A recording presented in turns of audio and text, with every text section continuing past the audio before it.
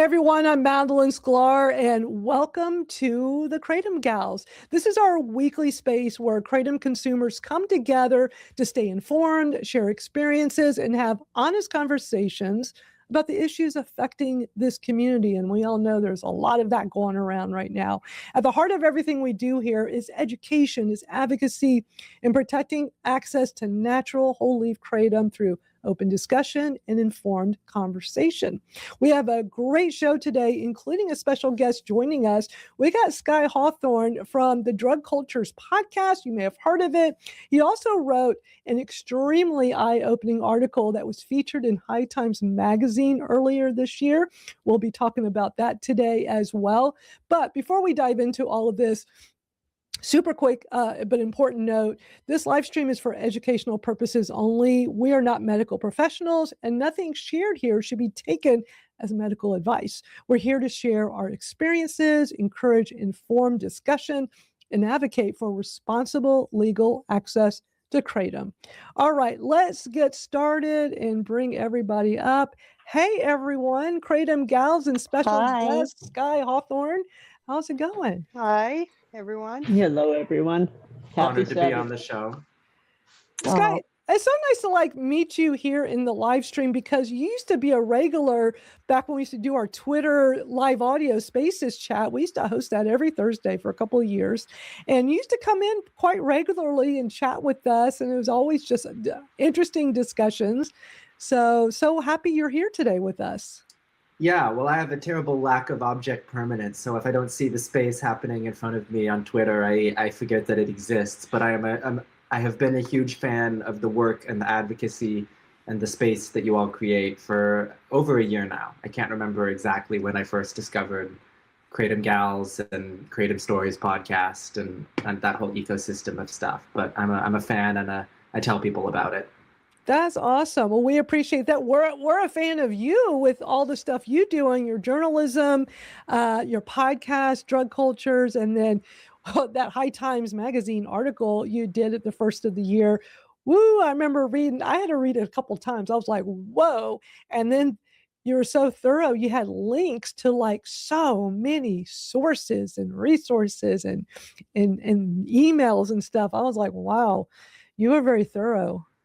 Well, it was one of these stories where I expected it to have to be a little bit of a stretch as I was researching it. I was like, okay, this is going to be a borderline opinion piece about how there's these two camps within the Kratom community. You know, the camp that sees 7OH as distinct and a threat to Kratom's legality and reputation, and then the camp that sees 7OH and Kratom as, you know, maybe separate things, but both useful tools that different populations use for different reasons, and sees that neither of these things should necessarily be, you know, in the line of sight of the prohibition apparatus. So you have these two different groups, and I was like, oh, this is just going to be a piece I'm writing about those two groups. But then I started talking to people. I started talking to scientists. I started talking to people like Dr. Kirsten Smith and Dr. Chris McCurdy, and groups like the AKA, and also HART, the Holistic Alternative Recovery Trust. My apologies if I got the acronym wrong there. But I really started to see that, tensions were just flaring up under the surface. This is not an amicable split. This is not a small thing. And this is also not just a difference of opinion. These are powerful economic forces on both sides of this debate, and political corruption, particularly in the anti-7OH camp, a tremendous amount of political corruption. So it took a lot longer to write the piece than I thought it would. And I thought about doing a follow-up piece to it, but it seemed like a couple months after I wrote that piece, other people started jumping on board the story. You know, Mata Busby did that amazing piece for Wired. There was a piece in the New York Times recently about exactly this. I have my own issues with that New York Times piece we can talk about later, but it seems like it's really getting the attention that it deserves, for better or worse. Right. And the thing I want to be very clear for people watching this, none of us here are taking sides or saying, oh, everything that you're saying means I'm in agreement with that. I mean, some people in this community have this thought that because they'll actually say, I'm sure that we're going to publicly hear, oh, they had Skye Hawthorne on, so they're aligned with everything he has to say and everything he's written. And it's like, this is a platform where we have open, honest discussions. We share our opinions, our thoughts. And I don't see anything wrong with that. It's like, we live in a democracy. Let people share, be free thinking and share the things that they want to say. But for me personally, and one of the reasons why I love hosting this each week is many times we're fed a very one-sided view of what this industry is, how it operates, and what we should be thinking. And when you just do a little digging, a little research, you find articles like yours and your podcast and things, it's like, there are other sides to all of this.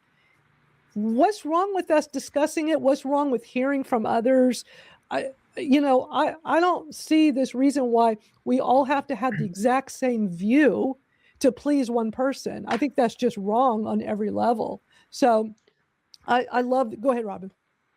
One of the things that I have to say is, part of the reason I agreed to come on your show from the gate was because you do have space for everyone's opinions. You don't have to agree with them. You don't have to like them, but you listen to them and you give them space to speak. That's important, because if we don't do that, we're shutting off a huge percentage of advocates that are just going to look at the nonsense going on and go, I'm out. So your show gives that space, and we need more of you doing it.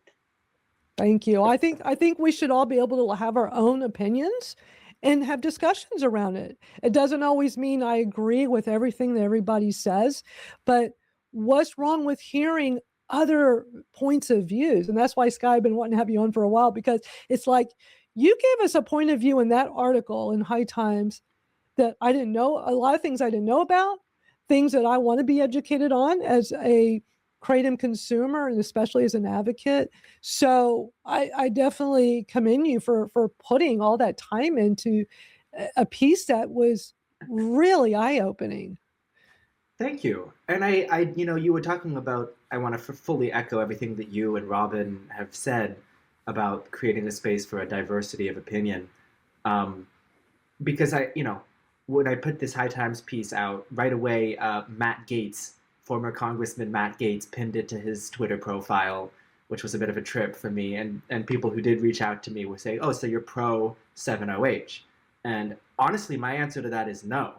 I am not a 7-OH user based on everything I've read and everything I've seen from talking to people who have used it. I don't recommend it. I don't, unless it's really helpful for pain.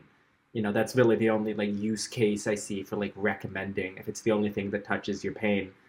That being said, I think that when you have millions of people using a somewhat regulated product, or a product that exists in the gray market in stores, and then you have the federal government trying to crack down on that. The thing I could see, I talked to Soren Shane from Top Tree Herbs, and he was like, there's gonna, as soon as the bans start happening for 7-OH, there's gonna be these other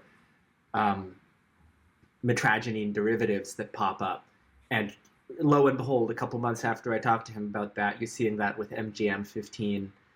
And everything I've read about MGM-15 says the safety profile is worse than 7-OH. So I'm not pro 7-OH. I need to be really smart about prohibition. That's a big thing, to tell people they can't do something that's working for them. And we need to be really honest about corrupting influences in science and politics, right? If a scientist is receiving $250,000 for his Kratom research from a group that has an agenda to ban 7-OH, we can't pretend that doesn't mean anything.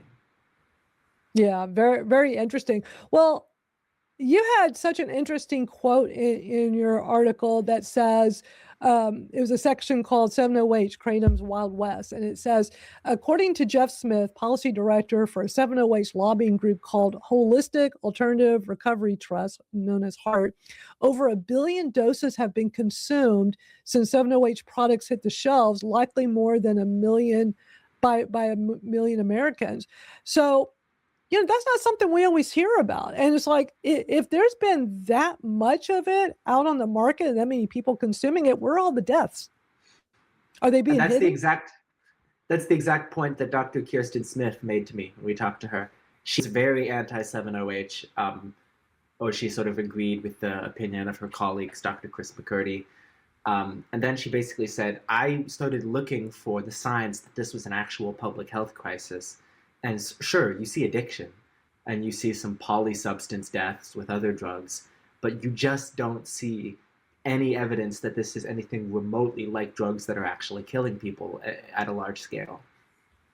Yeah. And that's why I think there needs to be discussion about it. Again, we're being force-fed one narrative. And it's like, but there's other sides to this. Why can't we know about it and why can't we talk about it? So we have a place here where we can do that. And for our viewers that are here, y'all be sure to share this out. Let people know we're having this awesome discussion with Skye. Skye can only be here for the first hour or so. I want to make sure we get as many questions in as we can. And then later we'll do our usual news stories because there's never a shortage of them. Plus, y'all may have heard that Florida is, going back on their 7-OH ban that was about to expire. They went back to another emergency ruling, had another press conference. So we're going to look at all of that. But Skye, let's start off first with what got you interested in covering drug policy and drug culture in the first place? I think it's sort of the Forrest Gump of political topics in a lot of way, in the sense that it is tangentially related to so many other issues. And, I think like a lot of people, I had some personal experiences, with widely used drugs, nothing crazy, cannabis in college and whatever. And like a lot of people, I was like, oh, this is interesting.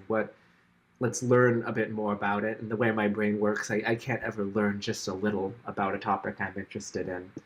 And before I knew it, I was sort of people in my life's go-to source for information about drugs. And, I'm not a drug evangelist ever. I just want to I want to help people be informed, and I am really interested in the topic. So at a certain point, I was like, I could do this. I could do this podcast about untold stories in drugs. I could do this podcast about the culturally specific uses of drugs around the world. I'm not in school anymore. I miss school. I miss research. It's an excuse to do something that feels a little bit like research for your favorite class in school. So I just started doing it and I haven't stopped. And then as the show has grown, I've gone more from a bit of just me talking into a microphone. And now most of my episodes these days are interviews. I still do solo episodes sometimes, but it's just a great opportunity to talk to really interesting people. For sure. When you're deciding what stories to cover, what usually catches your attention and makes you want to dig deeper into it? If it's something that I hadn't heard about before, it's like, if I haven't heard about this before, and I know a lot about drugs, I bet a lot of people haven't heard about this before. And if it's a story that is about politics or sociology, that's always been really interesting for me. But the High Times piece is actually the first time I've done something that I consider investigative journalism. It's the first time I've done something that feels like digging into a story that other people weren't covering. And that was like a drug in and of itself, man. That was, I want to do that again. Next time I have time or I see a lead that makes me want to cover it. Yeah, well, it was a great piece and it had everything in it that we want: the references, the citations, the links back to other sources. And so that's what made it such an amazing piece. And you did a really good job. You did a really good job. Thank you, Twinkle. You're welcome. You're welcome. If y'all have any questions, y'all be sure to jump in. But speaking of that, how do you decide which sources and information you trust? Because as I said earlier, you had links to so many places in there, and some of it was like, whoa, how did he get his hands on this? And how does that all come together? And it's all trustworthy info. Yeah, gosh. I mean, you're asking me about sources that I can't remember what I linked in this article, but some of it was a lot of deep background talking to people.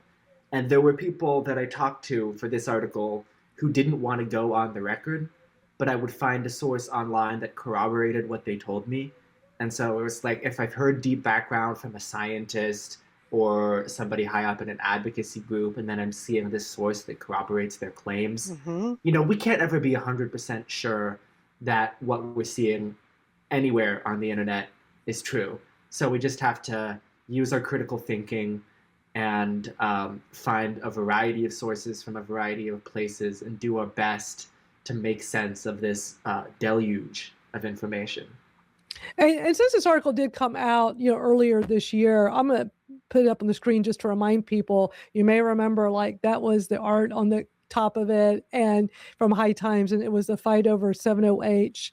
The fight over 7-OH is splitting the kratom world. This is back in January. I can't believe this was 6 months ago. Wow. I know, but all of these in red they're all links, because you had like links to tons of articles. But I remember you also had like some downloadable stuff, like some PDFs, and it was like emails and different types of information. I'm like, man, you just went all in on this and got so much detailed information.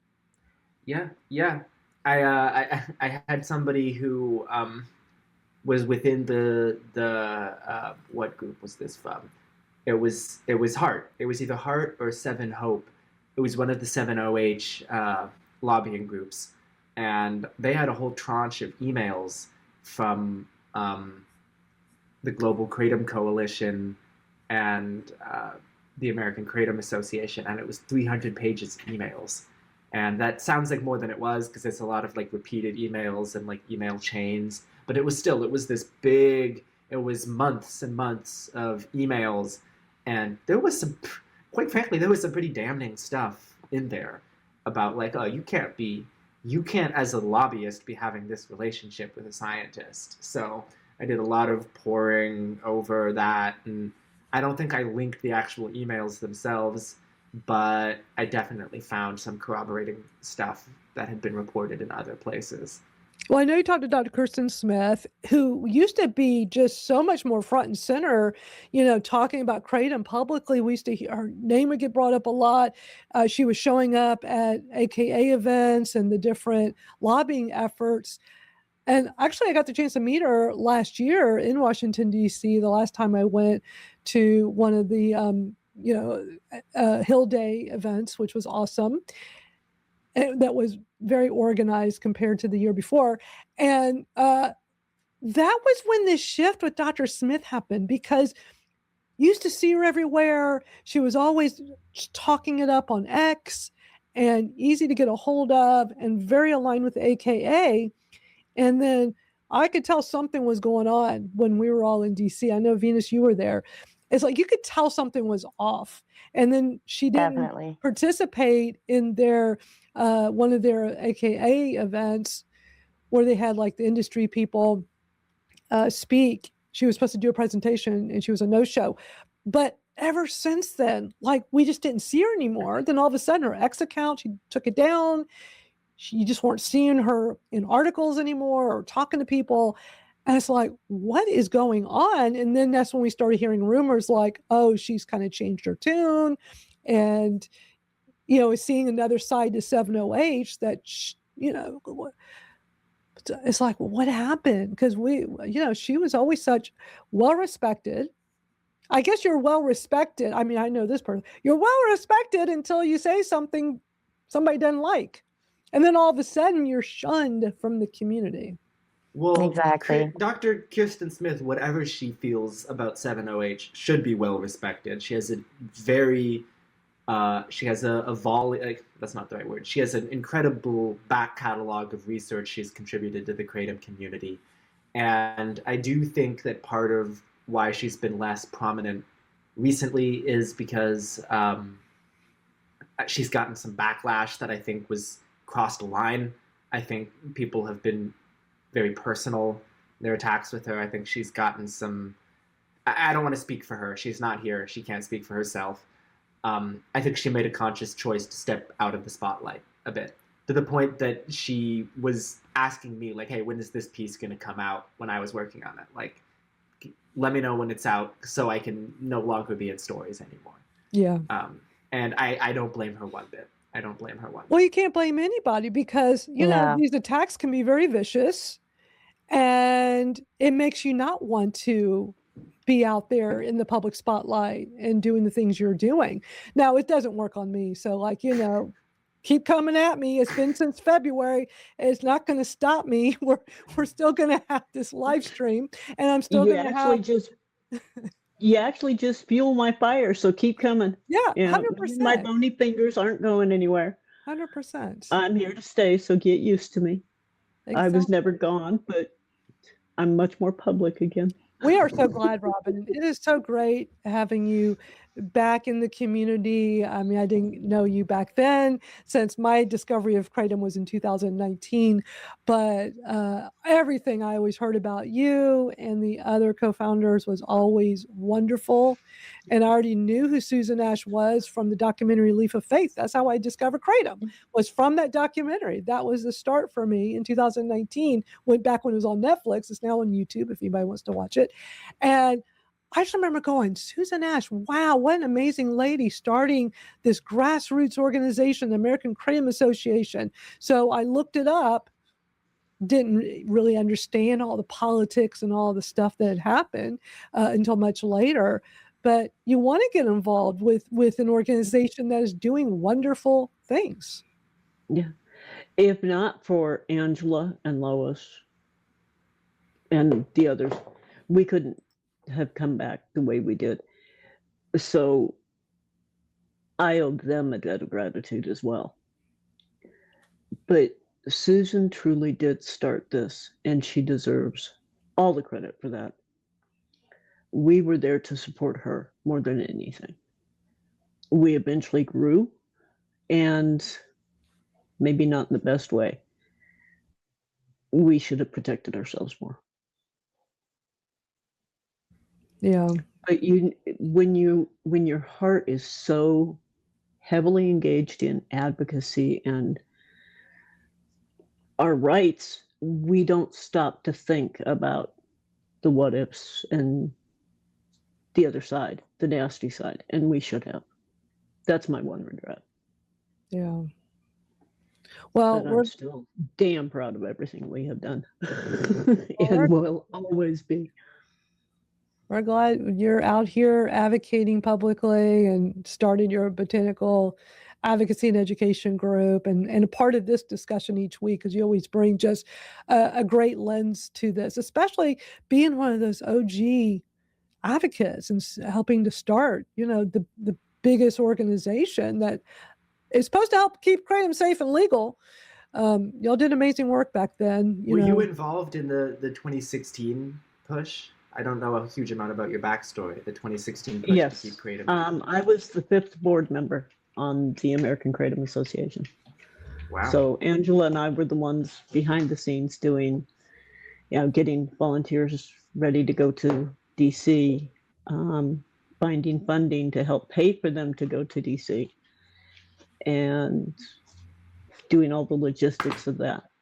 Angela Ross is a wizard. So yeah, we were definitely heavily involved.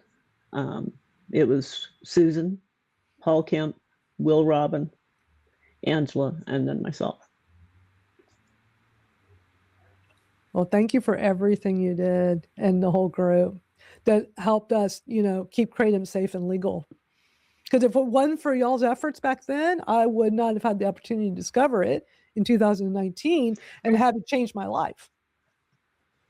And that's the thing that advocates of today need to remember is it was advocates that stopped the DEA. It was advocates that made the FDA back off. It wasn't lobbyists. It wasn't big names and big dollars. It was us with our small individual voices that joined together and created a movement and stopped something that had never been stopped before. So guess what, advocates? You do have that power, and you need to make sure you're claiming it. Well said. It's such an inspiring story. I mean, I tell people often about the 2016 push to keep Kratom legal because I have not seen any sort of drug legalization movement be this organized and coordinated in its messaging and in its steadfast determination and in its effectiveness. I mean, wow. We were told by a lot of the big names that are currently out there, you can't do it. You can't stop this. You may be able to get it reversed afterwards, and we'll help, but you can't stop them. You want to bet? Mac Haddow told me that to my face when I was interviewing him for the High Times piece. He was like, I didn't think this was going to work at all. And I told him that. Yeah, he flat told us, you can't do it. It cannot be done. You want to bet? It's amazing. Yes, we can. Y'all made that happen. Yeah. I mean, when we literally shut down the DEA switchboard repeatedly, day after day after day after day, we repeatedly shut down the FDA switchboard. They couldn't handle the volume of calls we were putting through there. Advocates can do that. And like I said, we need to reclaim our power. It is advocates that win these wars.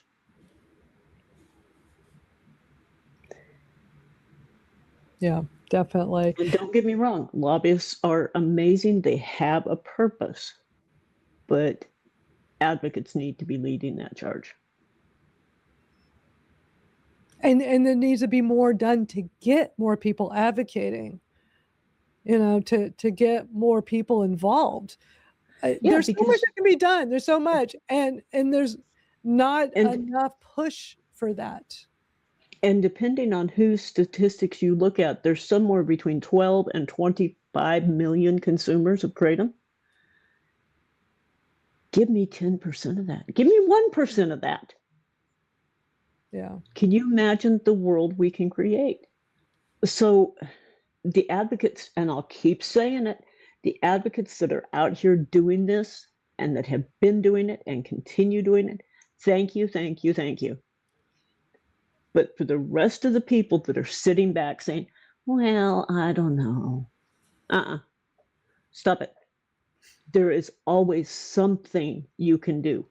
If you have phone anxiety, there's ways around it. You have email writing anxiety, there's ways around it.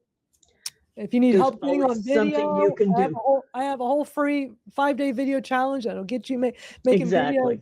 Venus did it, and look at her with her short form videos now.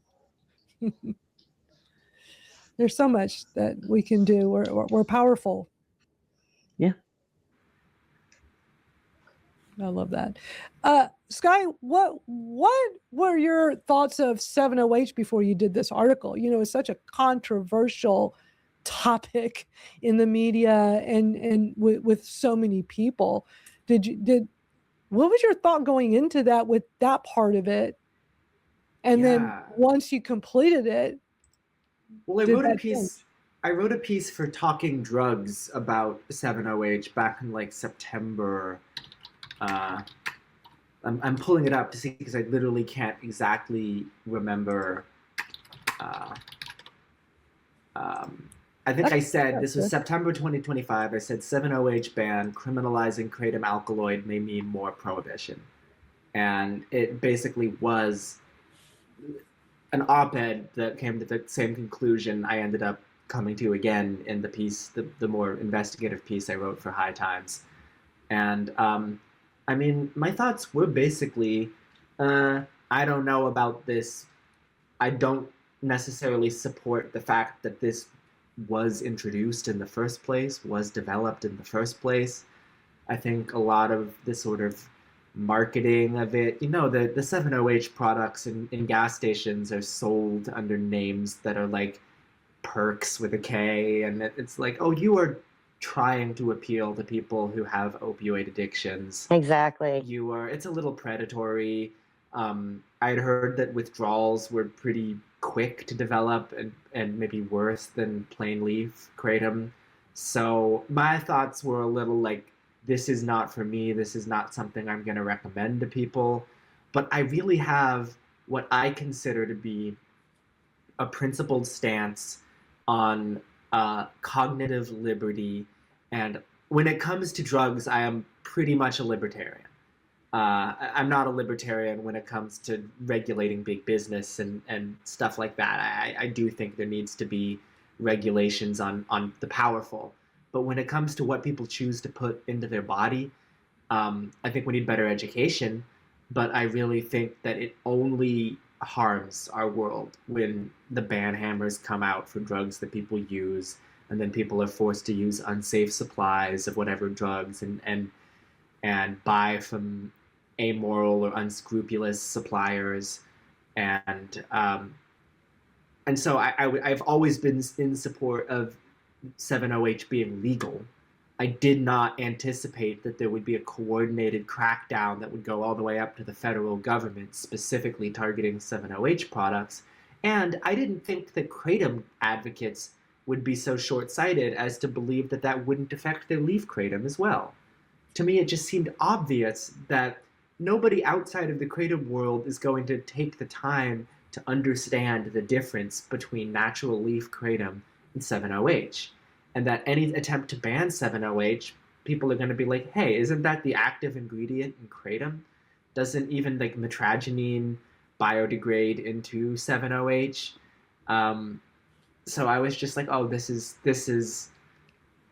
almost like an Aesop's fable, right? This is almost like a Greek tragedy. Yeah, 100%. Thank you for saying that. Thank you. Yeah. Of course. Yeah, that's well said. Well, speaking on all of that you just said, that when you were closing out this article, there are two things that caught my attention, the last two paragraphs. So second to last paragraph was a quote from Michelle Ross, Dr. Michelle Ross at Seven Hope. And she says, because with the whole thing that was like, a year ago when the federal government's saying, we're just targeting 7-OH, but not natural kratom, which, okay, we don't want our natural kratom taken away over all of this. So that would be a good thing. But here we are almost a year later, nothing's happened. I think that speaks volumes. But her quote is, this is a way for the federal government to keep its hands clean. Even though they told everyone, hey, we're not coming for your kratom, they don't have to come for your kratom. The states are coming for your kratom. So that was her quote. And it's very eye-opening because that is what's happening this year constantly. And it just, you did this article, came out back in January. I know you said you worked on it for quite a while, so I'm not sure exactly when she did that quote. But look at, even if you're just going by when that article came out in January, and now we're at the end of June, and they have been going, after these states and doing this. And then you end the article with, even if 7-OH is banned nationwide and states across the country implement full kratom bans, kratom-derived products may still become available for medical use soon. According to Dr. McCurdy, his lab is working with the NIH to develop metragenine and a pure pharmaceutical product, and they are likely to begin human clinical trials for opioid use disorder sometime in 2026. So you wrote that, came out early this year, and look where we are right now in June. That has publicly come out very recently. So it's all over the news that that's what they're doing. It's like, hold on, everybody, wait a minute. So they can still come after all of this. They can still take away our kratom, our natural kratom. And they can still go and turn it into a drug and help those. And it's dangerous, but it's not dangerous. It's dangerous, but not too dangerous to make a drug so they can make their billions off of it. That's Right. And the whole There we time, go. the federal government keeps their hands clean. Yep. Mm-hmm. And Well, it's not an exact parallel, but it is sort of the conservative playbook for a lot of other issues. And I know you have a politically diverse argument. My views my views are my own on this. But I think that this is something that you see with, abortion as well. Like, this is the federal government saying, oh, we're not banning abortion. That's not what we want at all. We're leaving it up to the states. We're allowing individual liberty for states to make their own rules. But the decision to, overturn Roe v. Wade from the courts functionally creates an environment where states can choose to go in regressive directions on this issue. And it's the same thing that you see with kratom. They know it's political suicide for the federal government to start dropping the ban hammer on something that 15 million people use and largely to no major issue. So they're saying, oh, we're not trying to do that, but we're giving all this negative publicity to the issue, and then states can take the fall for that. Yeah, exactly. We have long said that, and this was even way back when, prohibition is never the answer. Prohibition did not work in the 1920s. It's certainly not going to work in the 2020s. Stop. Think about what's happening. Look at regulations that protect the consumer and keep people safe, and stop with the bans, because every one of us sitting here today can tell you of at least 5 substances that are sold on the general open market that are more deadly than Kratom could ever be. Now, I'll start. Tylenol. So we know that prohibition is not the answer. Let's look at this intelligently. Look at this in a feasible manner that benefits all of us and keeps people safe. I'm fairly certain Panera caffeinated lemonade has killed more people than 7OH. I don't quote me on that, but these things need to be put into perspective. Exactly. I agree. Absolutely. Yeah, we're definitely in a crazy time right now, and it's scary because we're hoping the lobbyists are doing everything they can to protect Kratom, yet there's so much time spent on attacking advocates in the community, which, is like, where should the focus be? We're losing access to our plant, and it's just a reminder, anybody that consumes Kratom needs to speak out, needs to get involved. It's important. And people need to realize that just because most of the states have rested for the year doesn't mean all of them have. Ohio is still anybody's guess what's going to happen there. Michigan, Delaware, North Carolina is now throwing up signs. Plus, we have boards of pharmacy across the country that have decided states aren't doing what we want, so we'll go in and do it. Advocacy should never stop. It is a 365-day-a-year focus. So don't rest just because a state may have rested their legislative session. I also wanted to, I am sorry that I'm hogging the microphone. Oh no, we want you to. That's why, we got you here to. You're fine, yeah. Exactly. Yes. Well, I also wanted to say that I think one of the cardinal sins made by certain players in the Kratom industry who have advocated for 7OH prohibition is cozying up to the Trump administration, which, again, regardless of what you think of them, at this moment, they're politically toxic. They're politically toxic in this country, and I think that what that means is the 2016, Robin, you know better than anyone that the 2016 push to keep Kratom legal was one of the most bipartisan advocacy things we've ever seen. It was, you had everyone from Orrin Hatch to Bernie Sanders signing on to that letter. And now you see this, like, people like J.W. Ross from Feel Free cozying up to RFK and having private meetings with J.D. Vance. And then you see, of course, in that environment, you're going to lose the liberals. You're going to have these awful, preening, uninformed, maybe well-meaning left-wingers who are like the John Oliver, who did that, in my opinion, really terrible segment on Kratom recently. And I'm a fan of John Oliver, but it's like the liberals now see this as something that is Trump-coded. They see this as something that is right-wing corruption. And it's like, this didn't have to be this way. You didn't have to associate yourselves with a politically toxic movement and lose the support of liberals who have traditionally been the backbone of anti-prohibition efforts. Hence the reason you see a state like Michigan, which is totally left looking to ban. It is becoming a party line issue, and we have to back away from that and get the party line out of it and put personal people in. Yeah, the politics have to stay at home. Yeah. Well, Yeah. there needs to be more focus on grassroots advocacy. And that's something the lobbying group should have been doing a lot more of. I mean, I've been trying to get some things with that going, but nobody wants to listen to being set in ways of how to do this is not going to be the answer. We're coming up on Independence Day, so I'm going to go ahead and say this. So be prepared, because you know what's coming. When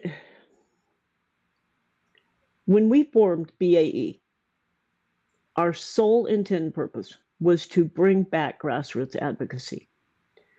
Because even at that point, the two big boys out there playing said they couldn't get advocates. They weren't getting enough involvement.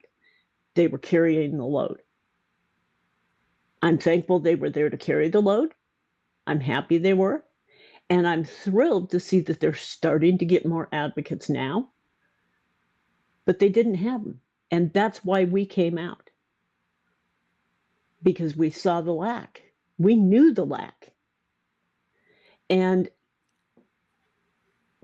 instead of fighting and calling names and pointing out personal opinions, just stop.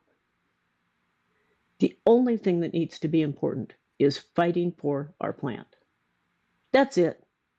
I don't care who you support. I don't care who you vote for. I don't care if you play with puppies on the weekend or if you hurt puppies on the weekend. Granted, I do care about that, but still. It has to stop being a personal attack against individuals and start being an attack on the government for doing this to us in the first damn place. Because last time I checked, I do still live in America. I am supposed to have rights. And I have to fight for them. And I'm willing to. But I don't want to have to fight against the people that are supposed to be supporting me in this fight. The people that are being paid to support us in this fight. There's a quote from the late, great Michael Brooks, who used to say all the time, he would say, "Be kind to people, be ruthless with systems." And I think about that often. And speaking of... You need to say that one again. be kind to people, be ruthless to systems.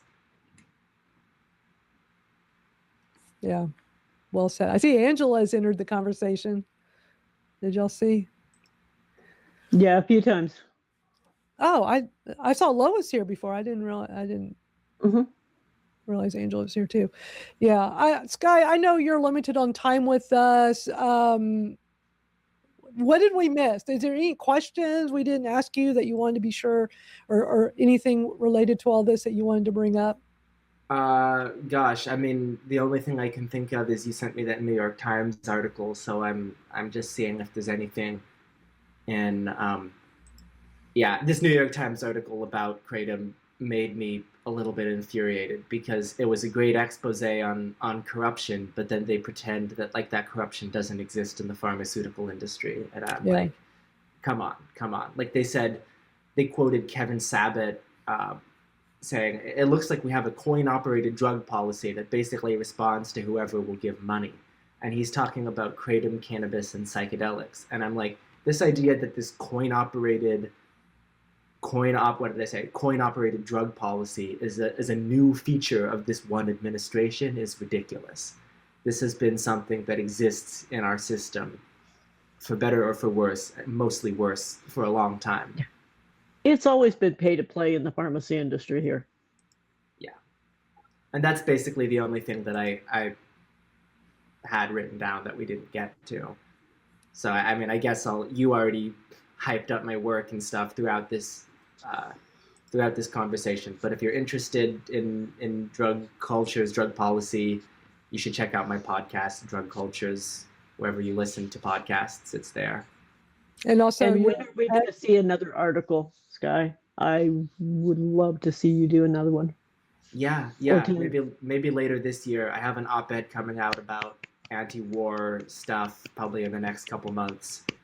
But I'd love to do another Kratom piece because things are obviously happening. So, Robin, I'll reach out to you to talk sometime in the next couple months because I feel like you might have some leads for me. My phone number and email are available easily. I'm always sure, available. I'm sure. And then here's your Spotify, Drug Cultures. Definitely encourage people to check it out. It's on YouTube. It's on Spotify, Drug Cultures podcast. I love the one you did after the High Times article came out earlier this year, and you had Soren Shade on. That is a phenomenal interview. Well, first of all, the first half is your take on the whole article and the whole Kratom 7OH thing, a lot of what we discussed today, and then Soren, and then your most recent episode, with I see here at the top with Oshin from Jaya Kratom, and I'm so glad because I remember back when we had our weekly live chat over on Twitter and used to come hang out with us. And I remember one of those times I was talking about Jaya Kratom. I'm like, oh my gosh, they're gonna be on my podcast, and their Kratom is so good, blah blah blah.